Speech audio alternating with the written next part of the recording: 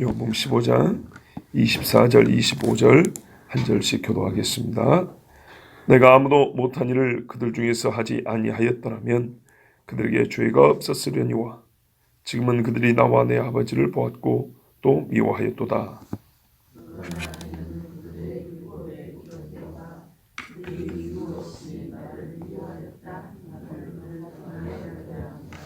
아멘. 예수님은 다시 한번 아들과 아버지를 미워하는 이 가짜 신앙인들, 유대교인들에게 경고합니다. 유대인들은 말씀을 들음에 이어서 주께서 하신 일을 본 자들입니다. 그 일이라는 것은 예수님이 홀로 계시지 않고 항상 아버지와 함께 있음으로 말미암아 할 수 있었던 일을 본 사람들입니다. 요단강에서 세례받을 때도 보았습니다. 예수님이 어떤 기적을 행할 때는, 특히 나사로 살릴 때는 아버지여 내 기도를 들으심을 감사하나이다. 아들로 말미암아 아버지께서 영광을 받게 하려 하심이라 하고 일들을 행하실 때마다 아버지와의 상관성을 말했습니다. 그리고 나는 또 설교할 때마다 예수님이 내 말은 아버지의 말이다 이렇게 행할 때는 아버지가 이 일을 하게 하시며 아버지가 영광을 받는다. 항상 이렇게 말씀했습니다. 그렇게 보고 듣고 했기 때문에 반드시 아버지와 아들의 하나임을, 살아계신 하나님으로서 예수님을 알아야 됐고 믿었어야 됐습니다. 이것은요 정말 놀라운 일입니다. 성경의 기록에 따르면 예수님의 첫 번째 기적은 가나 혼인잔치입니다. 그 기적의 말미에 성경은 이렇게 기록합니다. 제자들이 믿었더라. 믿고 따라왔지만 예수님의 기적 행하심을 보고 어쨌다는 말이죠? 더욱 믿었다는 뜻입니다. 그 다음에 예수님이 첫 번째 유월절을 지키러 어디 가시죠? 예루살렘 가십니다. 우리가 앞전에 말씀드린 대로 요한복음은 상당히 절기 중심으로 기록되어 있다고 했습니다. 유월절, 초막절 이렇게 해서 그 절기와 함께 예수님이 행하신 기적들도 묶여져 있다고 했습니다. 유명한 기적 중에 하나 뭐냐면 오병이어 기적 있죠? 기억나시죠? 오병이어 기적도 유월절하고 묶여 있다고 그랬습니다.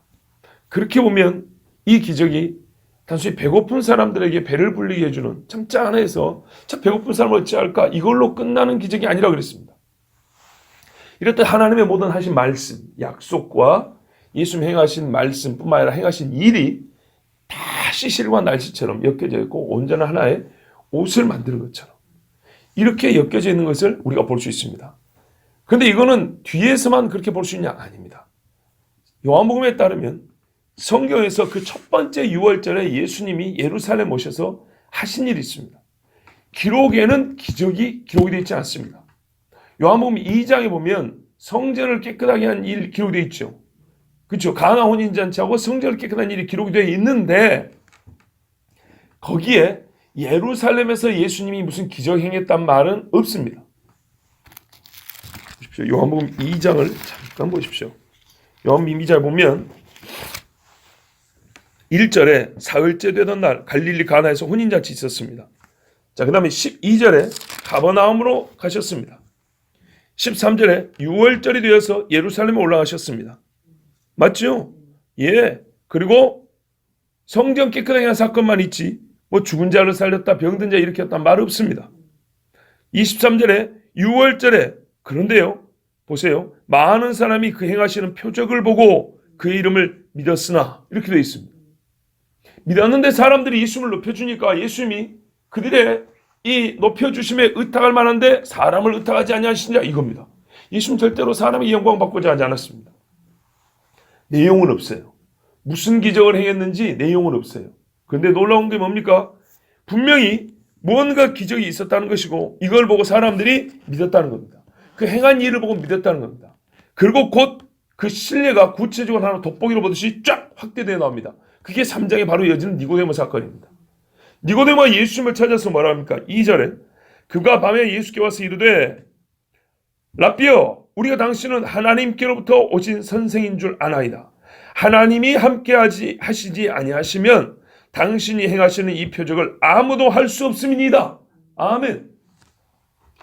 그러니까는 이 2장의 말미에 나오는 사람들이 봤다는 것이 바로 니고데모도 거기서 봤는데, 니고데모는 이 일을 어떻게 해석을 했냐?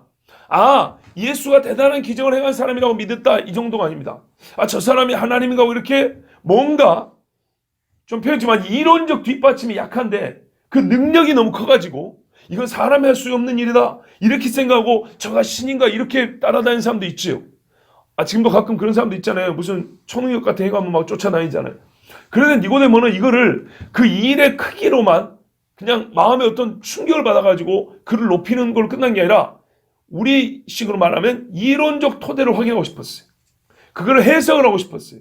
요 큰 일은 어떻게 해야 가능하지? 저게 초능력인가? 아니면 그냥 어쩌다 우연히 일어난 일인가?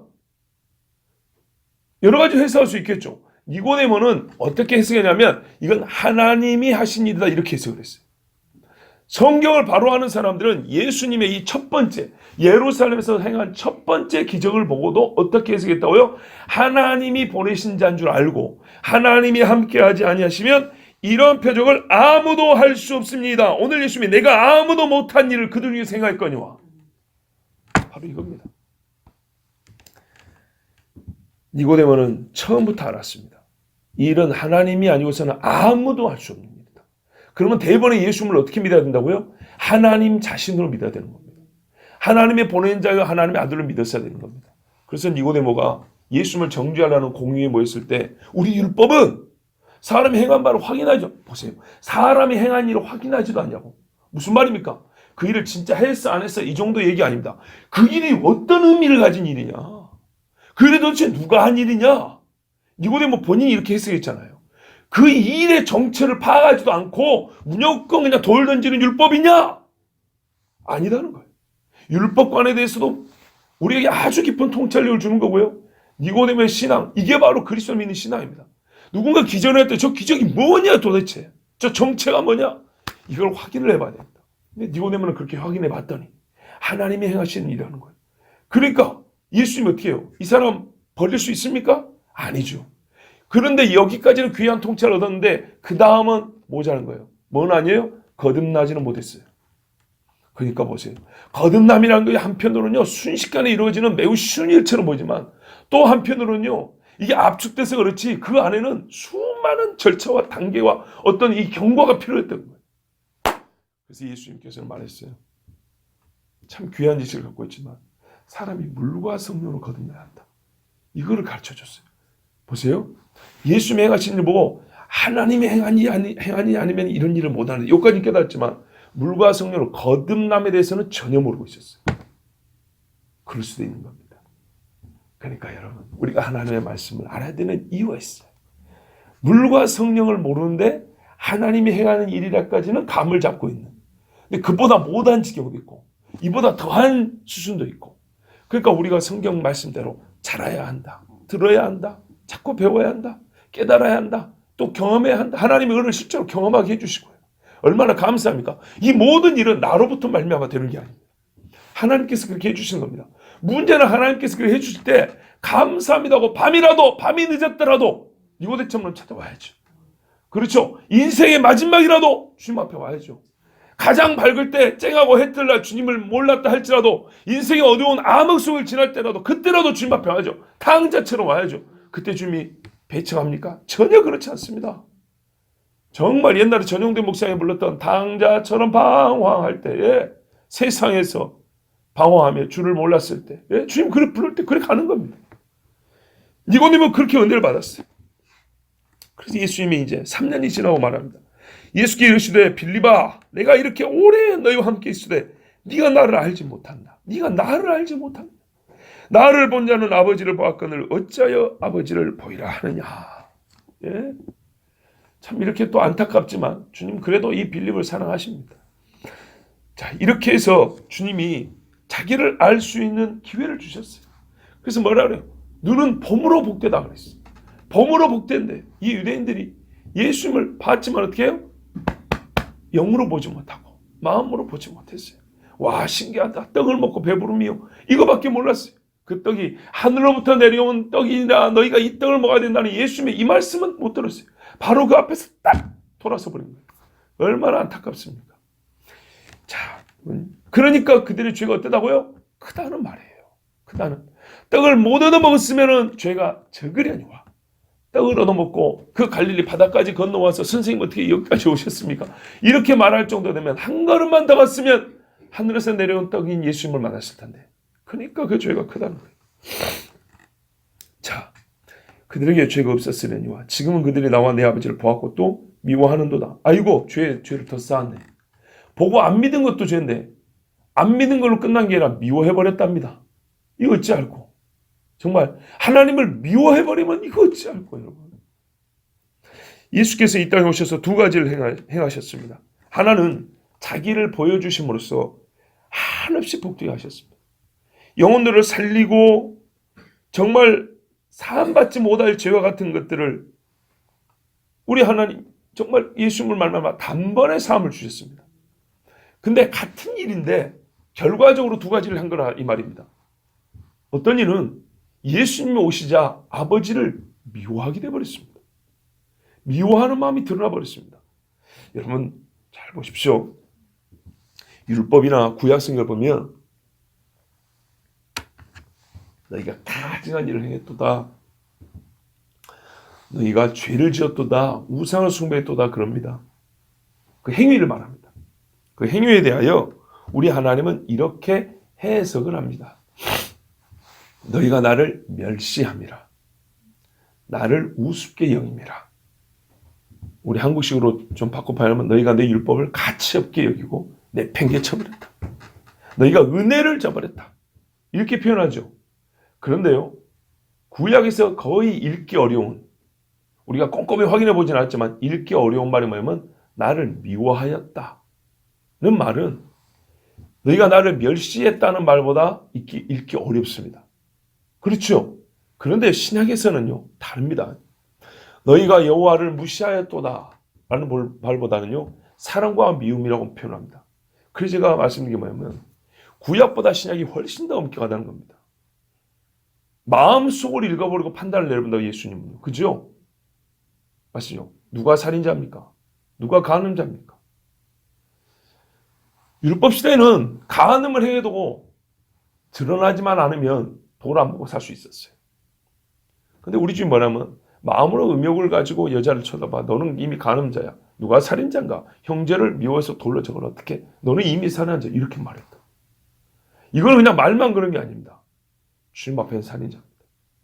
그러니까 우리는 실제로 주님 앞에는 살인죄도 많이 지었고 간음죄는 부지기수로 지었고 얼마나 많은 죄를 지었는지 모릅니다.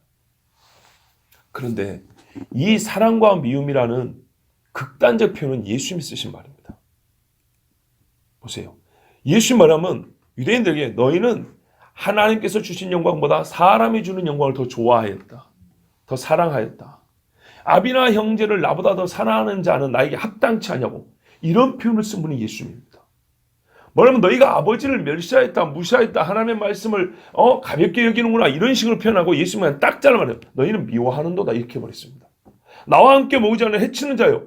완전히 극단적입니다. 예수님의 언어를 표현을 보면은 구약시대 율법보다 선지자들보다 예수님은 훨씬 더 단호하고 극단적입니다. 이렇게 알아야 됩니다. 선지자들의 표현은 예수님만큼 극단적이지 않습니다. 그러나 같은 인간으로서 그들은 사람들에 대한 사랑도 예수님만큼 크지는 않습니다. 예수님은 극단적인 사랑도 보이셨고 극단적인 판단 정죄를 내려버린 분입니다. 화 있을진저. 선지자들은 대언했을 뿐이지만 예수님은 본인 스스로의 권위를 갖고 판단을 내려버린 분입니다. 훨씬 더 무섭습니다. 우리가 정말 양심적으로 성경 읽으면 예수의 말씀을 그대로 읽어봐 보세요. 빠져나갈 구멍이 없어요. 얼마나 무서운가. 한편은 반대편으로 보면 얼마나 감사한지 진짜 그 안에만 있으면 아무것도 필요 없을 정도예요. 정도가 아니라 실제로 그래요. 그 안에 있으면. 그러니까 사도들이 뭐라 표현을 주 안에. 이거는 100%예요. 100%. 주 안에 있다는 건. 자, 예수님이 지금 말해요. 미워하였도다. 이거는 왜 그렇게 예수님이 표현할 수밖에 없냐면 예수님이 오심으로 이게 갈라졌기 때문입니다. 예수님 오심으로 확실하게 갈라졌기 때문입니다.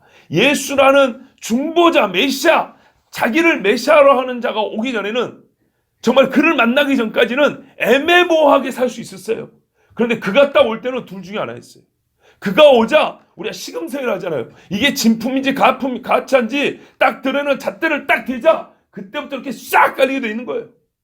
바람이 불어오자 물이 양평에 갈라진 것처럼 성령이 불어오자 이게 귀신의 영과 하나님의 영이 쫙 갈라지는 거예요. 맞아요. 예수라는 분이 오기 전까지는 말이죠. 성경을 읽고 지그들끼리 이 소리 저소리 다 할 수 있었어요.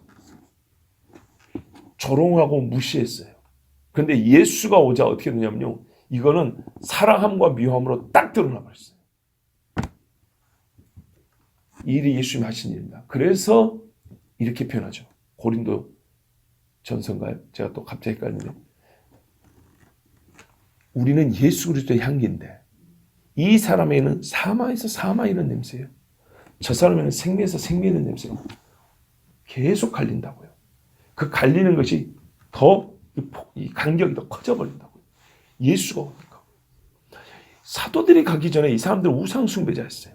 그렇지 않아도 지옥에 떨어질 사람입니다. 근데 사도들이 서는 순간 어떻게 해요? 우리는 하나님이 싫어! 이 소리가 빵 나와버린다고요. 예수님이 오자마자 어떻게 해요? 우리는 사람의 영광이 좋아! 이 소리가 딱 소리쳐 들려버린다고요. 그래서 예수님이 오셔서 두 가지를 했다는 거예요. 생명에서 생명 이런 냄새, 사망에서 사망 이런 냄새라. 같은 일이지만 결과적으로 두 일을 행한 것처럼 이렇게 되었어요. 물어보십시오, 여러분. 세상 사람들에게 예수를 물어보세요. 당신은 예수를 뭐라고 생각합니까? 아니, 일단은 좋아합니까? 싫어합니까? 좋아합니다. 왜 좋아합니까? 싫어하는 건 일단 차치하고. 왜 좋아합니까? 아, 평화의 왕이잖아요. 덕분에 휴일 하나 얻었잖아요. 아, 크리스마스. 너무 분위기 좋고요. 그때를 기점으로 우리가 참 서로 사랑도 나누고 이렇게 즐겁고, 전쟁 때는 크리스마스 때는 또 총도 내려놨다는데 뭐 참 좋잖아요. 그러면 예수가 어떤 분이기에 그렇게 했죠? 참 연약한 사람들의 대변자고 옛날에 뭐 포로로 살던 사람들을 그들에게 뭐 희망을 준 분 아니었습니까? 아닙니다. 당신의 죄를 위하여 죽으신 분입니다. 그 순간 예수가 싫어져 버립니다. 잘못된 예수상을 가지고 조화를 합니다. 보세요.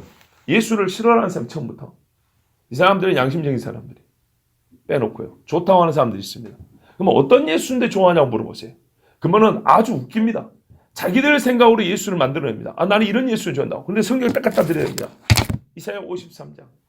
창세기 3장부터. 이사야 53장. 사도행전에 사도들이 했던 말. 예수님이 복음에 예수님이 직접 했던 말을 이거를 일단 2부 순서로 남겨놓고 1부 순서로 증언자들의 말만 가지고 딱 들여다보세요. 사도들이 이렇게 말했는데 이런 사람들이 예수 믿는 사람인데 그럼 그 순간 얼굴이 싹 변해버릴 겁니다. 당신은 잃어버린 자고 당신은 지옥에 떨어질 사람이고 당신은 하나님을 배역한 사람입니다. 당신은 죄인입니다. 바로 그 죄를 짊어지러 하나님의 아들이 땅에 오셨습니다.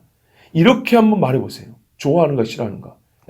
그걸 말 같지 않게 집어치세요. 됐어 이렇게 가버린다고요. 맞지요? 예수가 누군지 정확히 말해주면 둘 중 하나입니다. 그랬군요.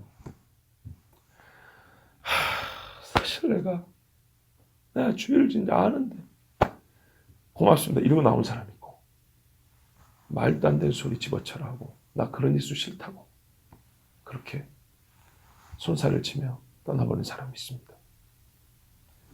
예수를 딱 갖다 놓으면 성경이 말하는 아버지와 나는 하나이라를 딱 말하는 순간 사람들은 당신 주는 떡도 먹기 싫다고 던지고 가버립니다. 보편적인 박애주의자, 누구라도 그냥 나 품어주는 그런 사람, 민중, 소수자, 대변자, 지도자 이런 이야기 다 빛 좋은 개살구들입니다. 그 앞에다가 구속주의입니다. 대속제물입니다. 장차 다시 오실 만왕의 왕입니다. 당신 인생을 정복하신 주인입니다. 그분께 바쳐야 합니다. 그분은 심판자입니다. 세상 모든 나라를 다스릴 분입니다. 하나님 그분 자신입니다. 이렇게 알고 좋아하는 사람은 없습니다. 저 세상에 있는 사람들 말입니다. 이와 같은 예수는 지금 제가 아까 언급한 이와 같은 예수는 싫습니다. 그래서 그를 보낸 아버지도 싫습니다. 예수님은 하나님에 대한 사람의 생각을 드러내신 겁니다. 그래야 용서받을 자는 회개케 하시고 심판받을 자는 하나님을 미워하는 마음을 드러나게 하셨습니다. 바로가 그겁니다. 드러내면 가르쳐주면 가를수록 하나님을 미워하고 대적하고 저 하나님도 믿고 유대인도 믿고 모세니도 믿고. 정말 성경은 정확히 맞습니다. 어떤 이는 생명에서 생명이 이르는 향이요 어떤 이는 사망에서 사망이 이르는 향기라. 그러나 이는 그들의 율법에 기록된 바 그들이 이유 없이 나를 미워했다 한 말을 응하게 하려 함이라. 이유가 없다는 말은 그들이 주님이 보여주신 은혜에 대하여 정당하지 않은 반응을 보였다는 겁니다. 미워하는 것도 말이죠. 정당한 것은 이유가 있잖아요. 근데 이유 없다는 말은 즉 그들의 반응은 불법적인 반응이라는 겁니다. 비양심적인 반응이라는 겁니다. 어떤 합당한 이유도 찾을 수가 없다는 거예요. 즉 핑계거리가 없다는 겁니다. 하나님께서 진리를 계시해 주셨으나 진리의 저항으로서의 의미만 가지는 미움입니다. 다른 이유가 없습니다. 그냥 그 진리에 대한 저항으로서의 의미만 있습니다. 나는 진리가 싫다오 이것뿐입니다. 시편 35편 19절에서 21절에 부당하게 나의 원수된 자가 나로 말미암아 기뻐하지 못하게 하시며 까닭없이 나를 미워하는 자들이 서로 눈짓하지 못하게 하소서. 무릇 그들은 화평을 말하지 아니하고 오히려 평안히 땅에 사는 자들을 거짓말로 모략하며 또 그들이 나를 향하여 입을 크게 벌리고 하하 우리가 목격하였다 하나이다. 이 말씀이 얼마나 리얼한지 봐보세요.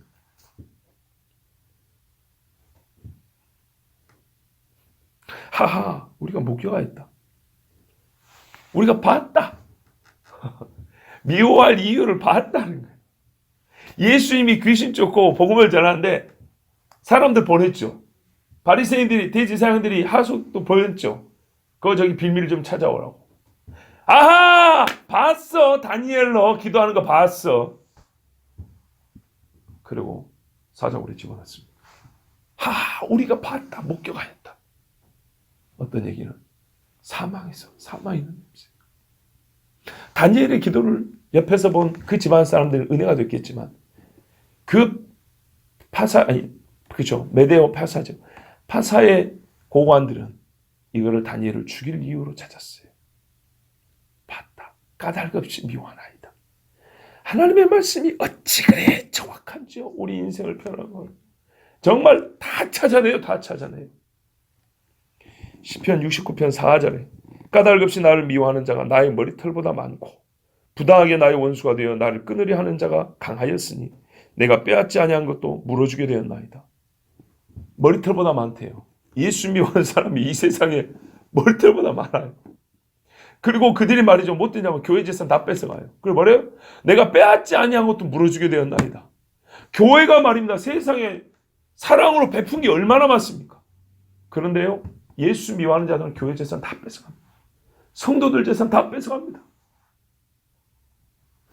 성경은 이 세상을 이처럼 정확히 묘사 고발하고 있습니다. 이건 고발장입니다. 주님 앞에 이게 바로 고발장으로 딱 쓰여질 겁니다.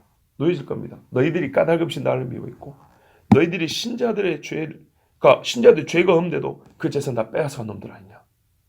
하나님은 뭘로 심판할 것 같습니까? 성경만 펴놓습니다. 딱 성경 펴놓고 사람 부르면 몇 장 쫙 펴지면 이 죄, 쫙 넘어가서 몇 장 너 이 죄, 딱 펴면 세상에 그 죄목만 써도 그 죄의 실상만 써도 그 종이로 쓴다 하면은 길이가 얼마나 되겠습니까? 그러니 여러분 우리가 믿는 우리다 할지라도 주님 앞에 부끄러운 것이 이렇게 번뜩번뜩 생각나는데 어떻게 회개 안 하고 살 수 있냐고요. 어떻게 예수를 처음 믿고 나왔는데 예수 앞에 회개하지 않을 수 있냐 이 말이에요. 그리고 여기 보면 이 다 시편 말씀인데 율법이라고 그랬어요. 시편은 모세 오경과 같은 권위, 같은 성경, 율법으로 불립니다. 구약 성경 전체가 율법이라고 말씀드렸습니다. 모세 오경만 율법이 아니고 레위기만 율법이 아니에요. 창세기도 보세요. 율법이 있기 전 이야기는 창세기에 있습니다. 그런데도 율법이라 부릅니다. 시편도 율법이라 부릅니다. 선지자들도 율법이라 합니다. 예수님도 너희 율법에 이르기를 이렇게 말씀합니다. 안식일, 11조, 할례, 제사 이건 아브라함도 다 지키는 거였습니다. 이게 그리고 율법의 4대 요소, 내 기준이 되었습니다. 본래 하나님이 뜻하신 바가 무엇인지 다 알아요. 그리고 그것을 하나님께서는 명문화하여 누구에게 줬다고요? 내 백성된 자들에게 줬어요. 유대인은 율법을 그들의 것으로 고유하게 소유한 사람이라고 여겼습니다. 하지만 율법을 율법답게 받지 아니하는 자들에게는 아무리 옳은 법, 선한 법이라 할지라도, 아무리 큰 하나님의 은혜라 할지라도 모두 고발장일 수밖에 없었습니다. 고발의 조건이었습니다. 사람의 행위 옆에 항상 하나님의 법이 서 있기 때문입니다. 더구나 율법 자체가 이 율법을 받은 자들의 죄악을 이렇게 예고를 했습니다. 율법을 줬는데 그 율법 안에가 이 받은 놈들이 앞으로 할 일이 거기에 이미 예언으로 써져 있어요. 그러면 그걸 펴서 봤으면 가슴이 뜨끔해서라도 아이고 큰일 날 뻔했네 하고 돌이켜야 됐겠죠. 그런데 이런 말씀을 읽고도 돌이키지 않냐고 주님을 미워했으니 도대체 어떻게 하나님의 심판을 피할 수 있겠습니까? 이보다 더 강력한 죄의 증거와 상세한 고발장이 있을 수가 없습니다. 성경은 그 자체가 복음이요 동시에 고발장입니다. 응하게 하려 합니다. 하나님께서는 아무렇게나 던져놓은 말을 무조건 지키는 그런 능력을 보여주고 하는 것이 아닙니다. 이거는 미워하는 자를 만들겠다는 말이 아니고요. 본래부터 우리는 하나님과 원수된 자들 아닙니까? 그것이 끝내 돌이켜지지 않을 것임을. 그래서 하나님의 은혜인 예수 그리스도가 나타났을 때 악인의 악은 자연스럽게 더욱 발악을 합니다. 표현되다, 드러나다, 일어나다. 그러면서 발입니다. 아시죠? 예. 발악을 합니다. 악이 드러나요. 악이 더 커져요. 악이 나타나요. 악은 진리가 오면 더욱 강하게 발악을 합니다. 본성상 이것은 악의 그 당연한 어떤 반응입니다. 주님은 이 일을 아는 분으로서 하신 말씀입니다. 또한 그들에 대한 정죄의 이유를 자기 자신이 보게끔 자기 죄의 증거를 자기 눈으로 보게 하려 합니다는 뜻으로 받아들여야 합니다. 최근에요. 가끔 이렇게 이제 같은 신앙생활을 했던 옛적에 같이 신앙생활을 했던 분들로부터 뭐 연락을 가끔 하게 되는 경우가 있죠. 그러면 어떤 분들은 신앙생활 보통 열심히 한 분들이 연락을 합니다. 열심히 한 분들. 근데 어떤 이야기를 하면 본인들이 다니고 있는 교회 이야기를 하는 분들이 있습니다. 그런데 그 이야기를 듣고 보면 제 입장에서는 말이죠. 그럼 우리 교회 오세요 라는 말을 쉽게 못합니다. 왜냐하면 그건 교인을 뺏어오려는 것 같은 또는 자기 교회에 교인수 부리려고 하는 어떤 그런 조금 지금까지 순수하게 대화하다가 갑자기 불순하게 들릴 수 있기 때문에 그런 말을 하지는 않습니다. 그런데 제 마음속의 양심으로는 해야 되겠다는 생각이 들었습니다. 해야 되겠다. 어떤 경우냐면 우리가 잘해서라기보다는 지금 그분이 있는 교회가 너무 위험하기 때문입니다. 배를 한번 가지고 예를 들어볼게요. 배를 가지고. 두 배가 경주를 하고 있습니다. 우리 배가 더 안전하고 더 잘 나갑니다. 근데 이쪽 배는 조금 좀 배가 그렇게 좀 성하지 못해서 속도를 많이 못 냅니다. 그렇지만 어쨌든 같은 목적지를 향해서 달려간 건 맞습니다. 내가 가면 거기가 좀 늦게 올지라도 가는 건 맞습니다. 그런 분한테는 교회를 옮겨라. 다시 한번 생각해보면 이런 소리 절대 안 합니다. 하면 안 됩니다. 그런데 어떤 경우에 마음으로 이거를 어떻게 표현해야 좋을까? 오해 안 하게 어떻게 표현하면 좋을까? 하는데 아주 좋은 표현을 하나 배웠어요. 어떤 선교사님이 한 말이에요. 뭐라냐면 배가 가라앉고 있습니다. 가라앉고 있는 배에서는 뛰쳐나오려야 사는 것이지 우리가 방향이 좀 잘못됐을까? 조타시를 모여가지고 배가 가라앉고 있는데 좀 오른쪽으로 좀 더 틀어야 되나? 속도를 좀 더 내야 되나? 왼쪽으로 좀 가야 되나? 이 짓은 무익하다는 겁니다. 아무 소용이 없다는 겁니다. 배가 빵꾸 하나서 가라앉고 있는데 그걸 모르는 양반들이 키를 하나 놓고 서로 아웅다웅하고 있는 겁니다. 야 이쪽이 맞다니까 아니야 이 사람은 저쪽이 맞다니까 몇 마디만 가라앉아 다 죽어요. 가라앉는 배는 어때야 된다고요? 뛰쳐나와야 산다는 겁니다. 어떤 선교사가 이런 말을 했어요. 이거였구나. 내가 마음속에 해야 돼 하고 싶은 말이 이거였는데 딱히 생각이 안 나가지고 그런 경우에는 그렇게 말해주고 싶은 거예요. 꼭 우리 교회 오라는 얘기도 아니에요. 꼭 우리 교회 오라는 얘기도 아닌데 어떤 경우는 말이죠. 여러분 이거를 교회적 차원과 개인적 차원과 국가의 차원에서 하면 좀 이게 연계의 생각이 없어요. 내 개인이 말입니다. 당장을 보세요. 이거는 말이죠. 내가 이게 지금 어젯밤에는 술집을 잘못 찾았나? 오늘 이쪽 가야 되나? 이 집은 쥐업 열매 주는데 저 집에는 여기 사과라도 좀 먹게 하는 그 집으로 가야 되나? 이게 아니고요. 아니다. 아버지께로 돌이켜야 된다. 이렇게 나오는 거란 말이에요. 그 뒤에 되면 그렇게 나와야 되는 거예요. 이거였어요, 이거. 참 이게 표현이 중요하죠. 근데 어떻게 이 마음을 내가 좀 표현을 해줄 수 있을까 했는데 도대체 오해할까봐 또 표현법도 떠오르지 않고. 근데 어떤 성교사님이 그렇게 말씀하시더라고요. 가라앉는 배에서는 이쪽이 많이 저쪽이 많이를 얘기하는 것이 아니라 뛰어나오는 것이 사는 길입니다. 우리의 인생길에서 하나님 앞에 내가 정말 방향을 좀 잘못 잡아가지고 하나님 내가 이렇게 했었어야 하는데 좀 잘못 갔었습니까? 이제 깨달았습니다. 이게 아니라 내가 이거는 이대로 가면 죽겠다. 그럴 때 어떻게 해요? 당장 돌이켜야 돼요. 당장에. 그래야 사는 겁니다. 우리가 살면서 그런 경우들이 있어요. 그래서 이게 이제 바로 결정적으로 회심의 순간입니다. 이것은 지옥 가는 길이구나. 이러고 이렇게 당장 돌이키는 겁니다. 그런데 이거를 조금 세 번에 자세히 보면 우리 신앙생활에서도요. 어떤 경우는 내가 조금 잘못 선택한 경우가 있고요. 어떤 경우는 내가 틀린 걸 붙잡고 있는 경우도 있어요.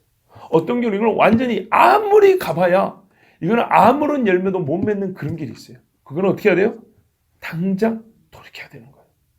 그렇게 해야 사는 겁니다. 보세요. 예수님을 만나고요. 사람들의 마음이 어떻게 했어요? 미움이라고 그랬어요. 우리 주님이 아버지와 나는 하나이다 이렇게 했을 때 사람들은 방향이 조금 잘못된 게 아니었어요. 이들은 완전히 하나님과 반대 방향을 하고 있었던 거예요. 이거는 통째로 뒤로 돌아이까 하지요. 지금 가고 있는 방향에서 각도를 좀 틀어서 될 문제가 아닙니다. 하나님 앞에 우리가 신앙생활함에 있어서 그를 잘 구분하셔야 됩니다. 내가 조금 각도가 잘못 나가서 100개 열매를 맺을 걸 10개밖에 못 맺는 문제냐? 아니면은 정말로 우리 주님 말씀하신 것처럼 내가 예수가 딱 섰을 때 하나님을 사랑함과 미움이 갈라져서 내가 하나님을 미워하는 편에 있었던 것이냐? 그럼 어떻게 해요? 당장에 돌아야 됩니다. 밤중이라도 괜찮습니다. 니고데모처럼 그렇게 돌아오는 겁니다. 그런 사람에게 하나님은 그 아버지와 같이 한량없는 은혜를 베풀어 줍니다. 우리 주님 앞에서는 다윗을 보고 배우시면 됩니다. 꼭 그렇게 맞아줍니다. 우리 주의 은혜가 우리에게 있습니다. 여러분, 하나님께서 우리에게 하신 일들을 보십시오. 조정하시고 바꿔주시고 잡아주시고 그러나 때로는 뒤로 돌아라 이렇게 말씀하셔서 뒤로 돌아서 가던 길을 가면 빠를 것 같지만 잘못된 길이기 때문에 어떤 경우는 뒤로 돌면 시간이 너무 많이 걸릴 것 같아서 그 미련 때문에 지금까지 온 길이 아쉬웠어요. 여러분, 지금까지 2년 앓던 병이 아쉬워서 3년 더 알아야겠습니까? 아니죠. 그럼 바로 돌아야죠. 그게 지혜입니다. 우리 주님 말씀합니다. 돌이켜라. 귀신 쫓아놓고 돌 맞을 여자에게 살려주고 다시는 그 죄를 짓지 마라. 이렇게 주님 말씀합니다. 그리고 그 능력도 주님이 주십니다. 우리가 주님을 사랑한다면 완전히 돌아서야 합니다. 완전히 돌아섰다면 이제는 돌아선 그 방향으로 쭉 달려가야 됩니다. 그러면 이 성경은 고발장이 아니라 우리의 상급을 기록한 책으로 쓰여질 것입니다. 기도하겠습니다. 하나님 감사합니다. 오늘 우리와 함께 하시고 귀한 자녀들을 다시 불러 모아주시며 다시 주님 앞에